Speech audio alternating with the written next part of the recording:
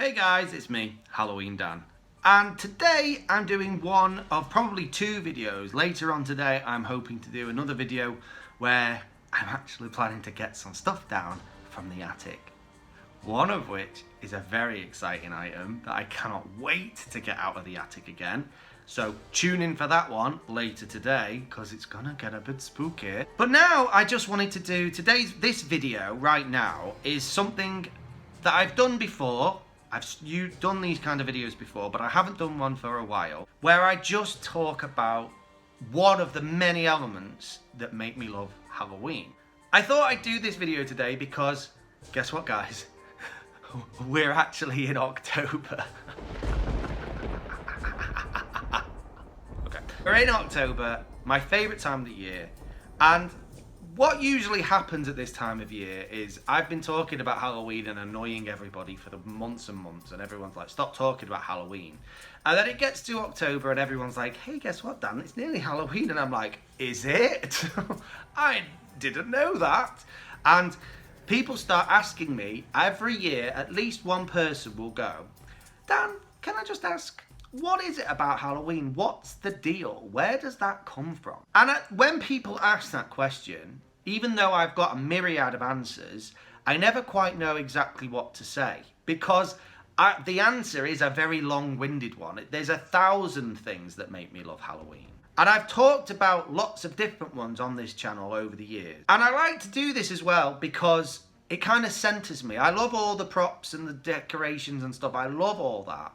But there are deeper reasons as to why I love Halloween. And I like to talk about them on here every now and again because it kind of reaffirms with me. It kind of takes me back, centers me and goes, yeah, this is actually the core reason, or one of the core reasons why you love Halloween. So keep that in mind, Dan. I will just say, this story that I'm about to tell is a slightly depressing one.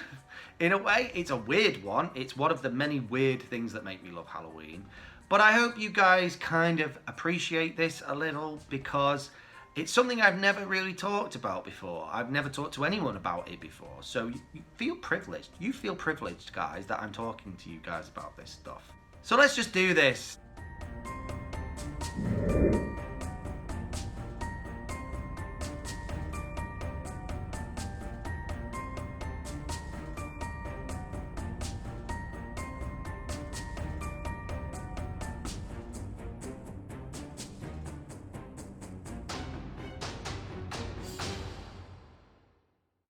So this story kind of begins when I was about 11, 12, 13, that age there, that awkward, weird age. There was a lot going on in my life at that time, and it was a difficult time for me. It was a weird age to be. I didn't take to being that age particularly well. It wasn't to do with puberty and all that kind of stuff. It wasn't really that.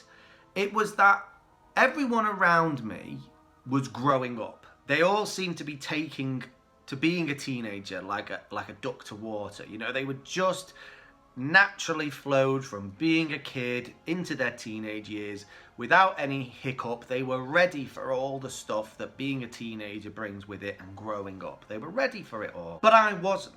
I was still a kid. I still enjoyed being a kid. I still enjoyed doing childish things. I liked watching kids' TV. I liked playing with toys. I liked just being a kid. But unfortunately, in those age groups, people expect you to grow up a bit. People expect you to start being a bit more grown up. And I just wasn't there. I just wasn't ready for it. What compounded this as well was that when I'd go to school, so I was going to school, which was now high school, which was a big change in its own right, all my friends were so ready to be teenagers. So in fact, they were ready to be grown-ups. One of my friends in particular would always be talking about, I can't wait till we can go to clubs. I can't wait till we can have proper girlfriends and all that kind of stuff. And I'm going, yeah, of course. While in my head, I'm just thinking, I really want to go home and play with my Lego. I was that kid. I just wasn't ready for all the things that we think of when we think of being a teenager. Just was not on that page. Just wasn't there. But because everyone around me was ready for it, They were all ready for this new chapter in their lives. It made me feel incredibly alone, quite isolated actually.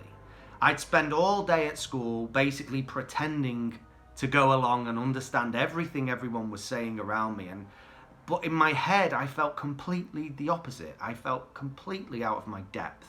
And what eventually started to happen was I just became a little quiet shell of myself. I became this version of myself where I couldn't express what I wanted to express because I would make a fool of myself. I was too much of a kid, really, for the people I was hanging out with. And what started to then happen for me was something really weird. And tell me if any of you ever felt this as a teenager. I started to feel kind of a nostalgia for my own childhood.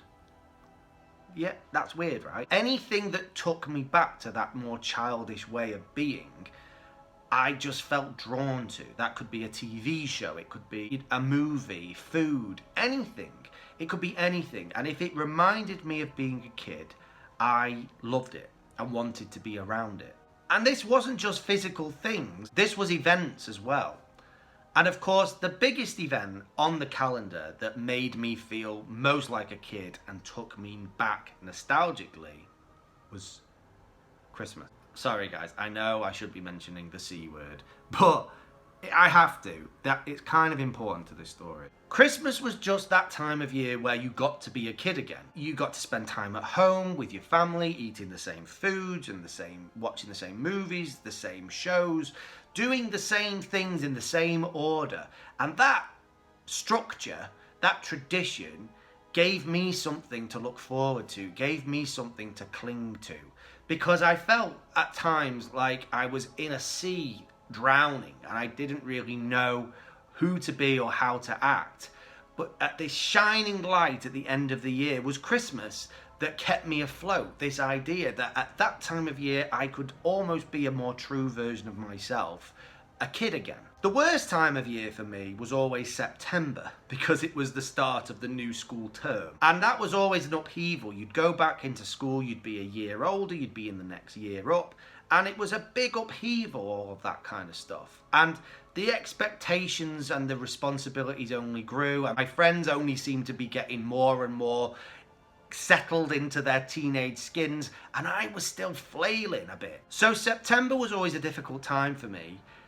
But I knew that Christmas was just on the horizon, that if I could just get to Christmas, if I could just see me through those first 3 months, then I'd get to Christmas and everything would be fine. But that distance between September and December is quite a long way, right? And I knew that. I wasn't an idiot. So I needed to break that period of time down a bit and bite it off into chunk-sized, bite-sized pieces that I could easily digest. So what I did instead of just focusing on Christmas, basically anything that broke up that period of time and allowed me to sort of become a bit of a kid again, I focused on, like stepping stones to Christmas, if you like.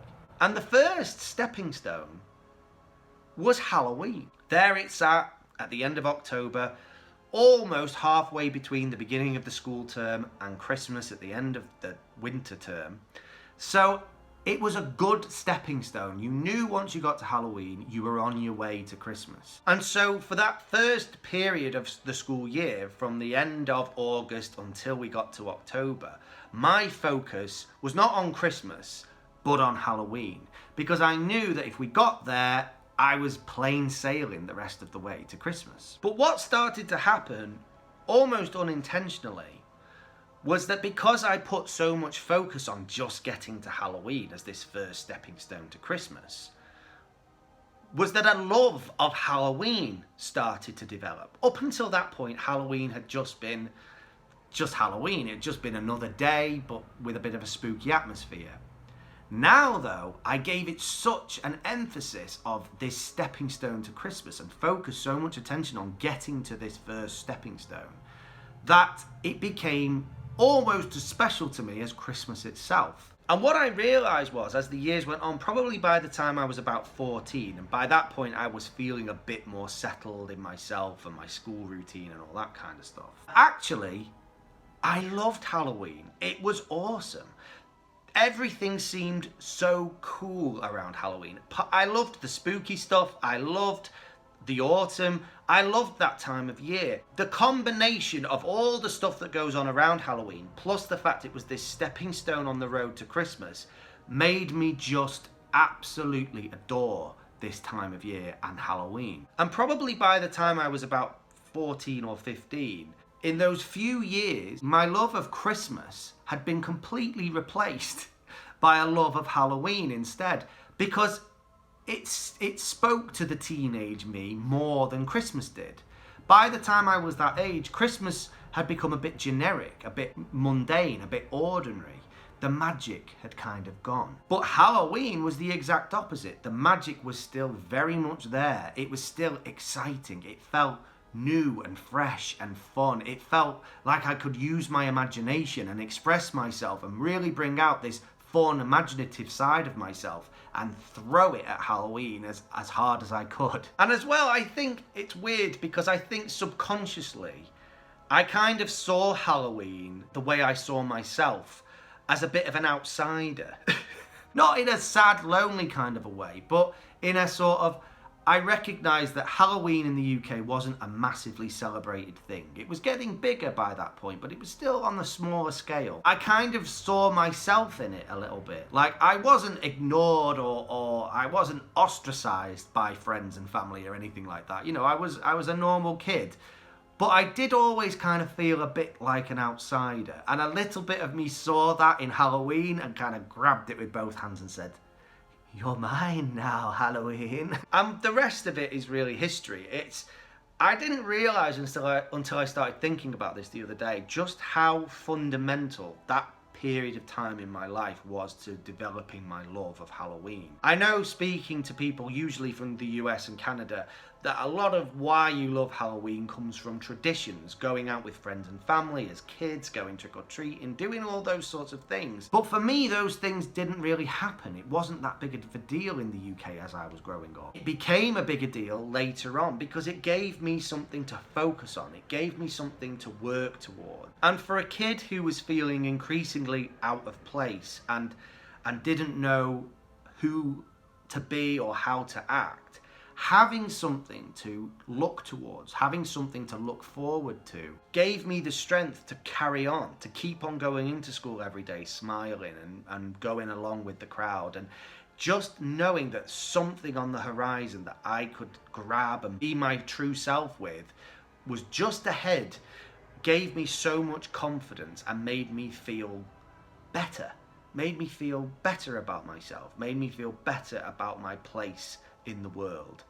And that's one of the many reasons why I love Halloween. I think it's a fundamental this is like a founding father of my love of Halloween. That weird combination of looking forward to Christmas made me love Halloween even more. It's a weird concept that I understand, but it just gave me something to look forward to. It gave me something to enjoy at that time of year. And it really did, in a strange kind of way, get me through quite a sad, uncertain time in my life that up until recently I don't think I realised just how sort of sad and lonely I really did feel at that time in my life.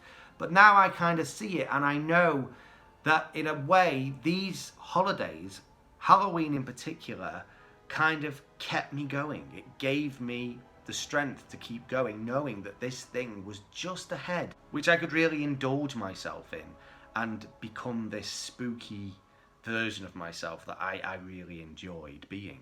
So yes guys, bit of a rambling one today. I'm sorry if that got a bit too serious for you. I just like to do this. Like I say, there are millions of reasons why I love Halloween, and on top of that quite serious one goes with the rest of the time of the year. I love all the elements of Halloween. I just thought I needed to sort of tell that story. I need to get it out there and let you know. And if any of you ever felt the same, if you kind of understand where I'm coming from, it would make me feel less like a freak, I'm not gonna lie. But it don't matter if you don't. If you don't understand what I've just said and all that stuff, it's okay. I just like to, it's like a therapy session, this channel at times. I do like to sort of just analyse myself and analyse all the things to do with Halloween that I love, And this is one of them, how it got me through this kind of relatively sad moment in my life, and the rest is kind of history, I suppose. Anyway, guys, thank you so much for watching. Like I said, tune in later today when I'm hopefully going to be having another video up showing something epic. And I'll see you in the next one. Keep it spooky. Bye.